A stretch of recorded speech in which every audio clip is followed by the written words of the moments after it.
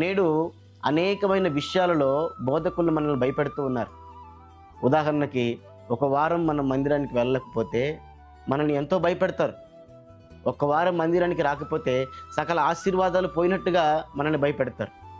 ఒక పూట మనం ప్రార్థన చేయకపోతే మనము ఏదో పాపం చేసిన వాళ్ళలాగా మనల్ని భయపెడతారు. ఒకరోజు మనం ఉపవాసం ఉండకపోతే ఏదో మనం భయంకరమైన పాపం చేసిన వారిలాగా మనల్ని అంటారు. అందుకే మనం క్రమం తప్పకుండా మందిరానికి వెళ్తాం, క్రమం తప్పకుండా ఉపవాసాలు ఉంటాం, ప్రార్థనలు చేస్తాం. అయితే వేటిని గురించి యేసు ప్రభు ఈ మాట అనలేదు. నువ్వు మందిరానికి రాలేదని, లేదంటే ఒక పూట ప్రార్థన చేయలేదని, ఒకరోజు ఉపవాసం ఉండలేదని యేసు ప్రభు నరకానికి పొమ్మని చెప్పలేదు.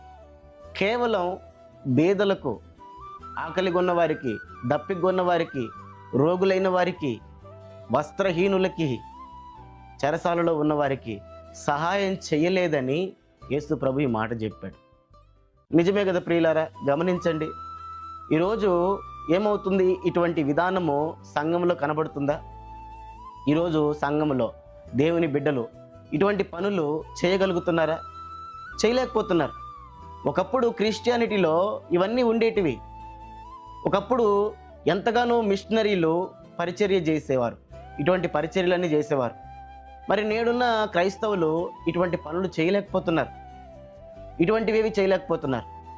కేవలం ఆదివారం మందిరానికి వెళ్ళి వస్తే చాలు, కానుకలు ఇస్తే చాలు, ఇంక సరిపోతుంది, ఇంక ఏం అవసరం లేదు అనేటువంటి భ్రమల్లో బతుకుతున్నారు. మేము దశంభాగాలు ఇస్తున్నాం, స్పాన్సర్షిప్లు చేస్తున్నాం, ఇంక ఏం కావాలి అనేటువంటి ఆలోచనలో ఉన్నారు. కానీ ఇవేవి ప్రభు పెట్టినవి కావు. ప్రభు కోరుకున్నది ఇది, ప్రభు ఆశించింది ఇవి. ప్రభు నరకానికి పంపిస్తుంది వీటిని బట్టి. నేను మారు మనసు పొందాను, బాప్తీసం తీసుకున్నాను, చాలే అనుకుంటే కుదరదు. ప్రభు చెప్పిన మాదిరిలో కూడా మనం జీవించాలి. ప్రభు వాక్య ప్రకారంగా కూడా మనము జీవించాలి. బీదలకు మనం సహాయం చేయాలి.